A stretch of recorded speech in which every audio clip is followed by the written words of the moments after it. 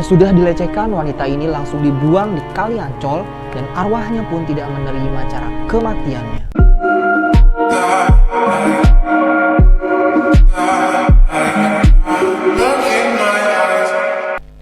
Welcome to my channel Papi Klat. Thank you banget nih buat kalian semua yang udah klik video gue kali ini. Bantu terus dukung channel gue dengan cara subscribe dan share ke teman-teman kalian. Oke, mendengar kata Ancol, kalian pasti nih langsung menggambarkan dengan pantai, tempat hiburan, serta akuarium terbesar di Indonesia. Nah, emang sih Ancol itu bisa dibilang nih sebagai gudangnya wisata bagi masyarakat Jakarta.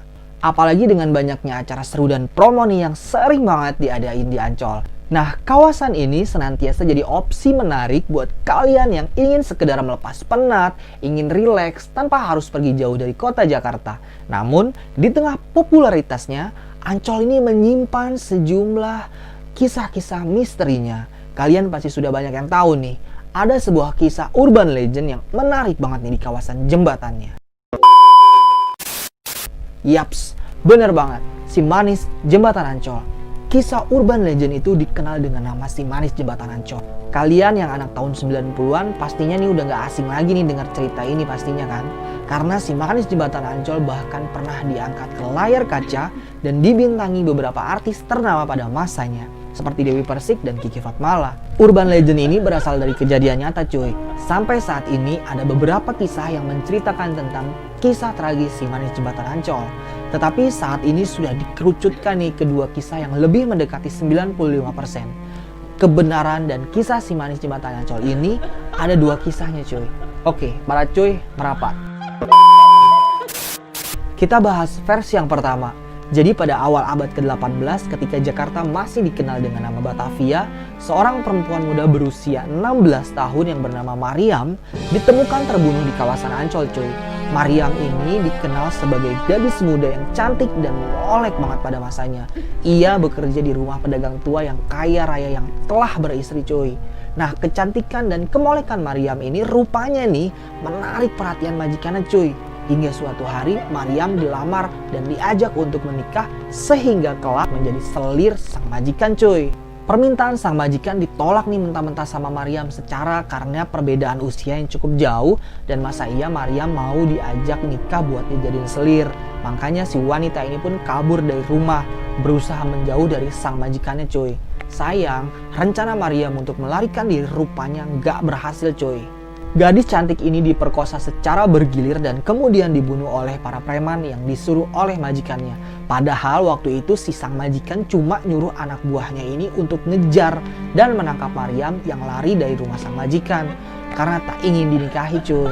Para preman yang takut ketahuan belangnya ini kemudian memilih untuk melemparkan jasad Mariam ke area persawahan yang gak jauh dari tempat ia terbunuh, yaitu di kawasan Ancol yang kini menjadi jembatan. Dari kejadian tragis tersebut membuat arwah Mariam yang sekarang kita kenal dengan si manis jembatan Ancol itu merasa nggak tenang cuy. Mariam nggak jarang nih memunculkan wujudnya ke setiap pengguna jembatan Ancol ini. Pada suatu kejadian yang dialami seorang tukang ojek yang sedang mencari rezeki di kawasan Ancol. Seorang tukang ojek ini bernama Pak Yoto. Dia usianya kurang lebih 43 tahun cuy. Dia ngaku dirinya itu pernah mendapatkan pelanggan yang sangat cantik ketika tengah mangkal di jembatan Ancol pada jam 5 subuh. Gadis tersebut ingin diantarkan ke Ancol cuy. Saat Pak Yoto mengajak mengobrol wanita ini, dia hanya terdiam cuy dan nggak ngebalas ataupun menjawab pertanyaan dari Pak Yoto. Karena Pak Yoto merasa penasaran nih akan sosok wanita ini, Pak Yoto memberanikan diri untuk bertanya kembali. Kata Pak Yoto, mau kemana mbak? Mau diantar kemana mbak? Wanita ini menjawab mau ke Ancol pak. Tapi pas sampai Ancol, dia diam aja cuy. Ditengok tiba-tiba udah nggak ada alias ngilang. Merinding cuy. Oke, Pak Yoto langsung kaget nih dan langsung merinding dan kabur ngebut sekencang-kencangnya. Ini kisah Pak Yoto yang pada saat itu baru pertama kali ngojek di kawasan jembatan Ancol cuy.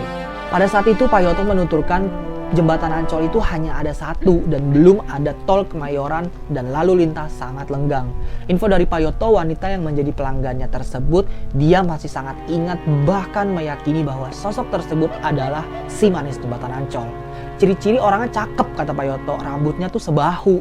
Kulitnya so matang, kejadiannya pagi jam 5 subuh. Pakai baju kayak gaun-gaun gitu katanya yang berwarna-warni kayak pelangi gitu, ada bunga-bunganya. Nah, pas dia ngobrol sama temennya setelah kejadian, mereka bilang nih, udah biasa itu sih Pak, katanya sih itu si manis jembatan Ancol. Itulah versi pertama dari kisah nyata si manis jembatan Ancol yang menyisipkan tanda tanya besar bagi warga sekitaran jembatan Ancol. Nah, siapa sih si manis itu sebenarnya cuy? Oke, menurut warga sekitar jembatan Ancol nih juga ada versi lain tentang si manis cuy. Versi yang kedua dari cerita si manis jembatan Ancol ini yaitu pada awal abad ke-19 yang pada saat itu Indonesia khususnya di Jakarta masih dijajah Belanda. Hidup seorang ibu bersama anaknya yang bernama Siti Ariyah atau nama lain dari Mariam. Saat itu dia masih berusia 17 tahun. Beda-beda 1 tahun usianya dari versi yang pertama lah ya. Nah, dia itu tinggal di sebuah pavilion milik seorang juragan kaya raya. Nah, pada saat itu juragan ini ngerayu nih si Siti Ariyah dan berniat untuk menikahinya. Namun, niat sang juragan ditolak dengan tegas oleh Siti Ariyah yang tidak percaya dengan niat sang juragan. Menurutnya, keinginan tersebut hanyalah untuk menjadikan dirinya selir bagi sang juragan. Bukan hanya itu, Siti Ariyah ternyata memiliki alasan lain yang tidak mau melangkahi sang kakak yang belum menikah cuy. Ariyah pun memutuskan untuk kabur untuk lari dari ajakan sang juragan. Ternyata dalam pelariannya si Ariyah malah ketemu sama seorang yang juga kaya raya cuy, yang ada di Batavia yang dulu adalah nama sebelum dari Jakarta. Juragan yang kaya raya ini dia memiliki villa di kawasan Bintang Mas atau Ancol bernama Oi Tambahsia. Nah, kecantikan yang dimiliki si Siti Ariyah ini ternyata menarik minat si Oi ini yang langsung bergerak cepat memerintahkan 2 orang centengnya yaitu Piun dan Surya untuk memburu dan menangkap Ariyah untuk dinikahinya dan akan dijadikan koleksi tambahan perempuan mudanya cuy. Jadi ibaratnya dia keluar dari kandang singa masuk ke kandang macan, sama-sama mati ujung-ujungnya cuy. Piun dan Surya pun berusaha keras menangkap si Siti Ariyah ini. Namun Ariyah berlari dan berusaha memberikan perlawanan hebat kepada keduanya. Pada akhirnya si Siti Ariyah pun tewas tak kuasa dan kehabisan tenaga yang takluk di tangan kedua centengnya tersebut. Di bendungan Dempet deket Danau Sunter yang saat itu terkenal sangat angker cuy. Mayat Siti Ariyah dibuang begitu saja di area persawahan sekitar 400 meter dari jembatan Ancol. Peristiwa itu terjadi pada tahun 1817. Menurut catatan Ridwan Saidi, tokoh Betawi yang melakukan penelitian tentang legenda Ariyah dan saksi-saksi hidup pada tahun 1955 sampai 1960. Dan kisah itulah nih, legenda si manis jembatan Ancol itu bermula cuy. Sebenarnya banyak banget nih pengalaman-pengalaman mistis yang dirasakan oleh warga sekitar yang benar dan melihat sosok si manis jembatan Ancol ini cuy. Salah satunya seorang tukang tambal ban di sekitaran areal jembatan Ancol. Dia bernama Alexander. Dia dulu pernah melihat sosok si manis. Si manis ini kerap berdiri di jembatan pada Jumat Kliwon, menggunakan payung dan berpakaian merah sambil menangis. Sayangnya nih ketika si Alexander ini mau ngedeketin, mau nyamperin, nah sosok itu malah menghilang cuy. Katanya sih si Alex ini tiap malam Jumat di situ sering banget nongol sosok wanita berpakaian merah menggunakan payung tadi. Dia pernah nyamperin, pas deket malah ngilang. Alex pun langsung lari terbirit-birit cuy. Menurut kisah yang tersebar, kematian yang cukup tragis membuat si Siti Ariyah alias Mariam ini berubah menjadi sosok si manis jembatan Ancol yang menjadi penunggu jembatan tersebut, sehingga sering banget muncul pada saat-saat tertentu. Atas pengalamannya yang pernah dirasakan, si Alex menyarankan apabila ingin melewati jembatan tersebut pada malam hari, alangkah baiknya membunyikan klakson kendaraan dan jangan ugal-ugalan atau bertindak yang tidak sopan kalau akan melewati jembatan itu. Jadi ibaratnya sebagai lambang permisi lah lewatin jembatan tersebut. Jadi udah gitu jangan ugal-ugalan, jangan yang macam-macam lah, jalan-jalan aja, lewat-lewat aja gitu. Nah, Alex juga menambahkan kalau sosok yang menjadi penunggu di jembatan itu bukan hanya si manis aja cuy. Ada juga sosok siluman yang kerap membunuh tanpa meninggalkan jejak seperti buaya putih dan ular yang sering banget nih muncul di kali jembatan itu. Alex bilang kalau dia sering banget melihat kemunculan buaya putih terutama pada malam hari. Sosok buaya yang suka muncul pada malam hari adalah simbol kalau akan terjadi kecelakaan di jembatan itu, katanya si Alek. Dan bener aja nih, setelah kemunculannya pasti terjadi kecelakaan, entah selang sehari, 2 hari, atau beberapa hari kemudian. Oke cuy, si Mani Jembatan Ancol ini nggak bisa dihilangin atau dilupakan dari kentalnya kisah mistis di area tersebut.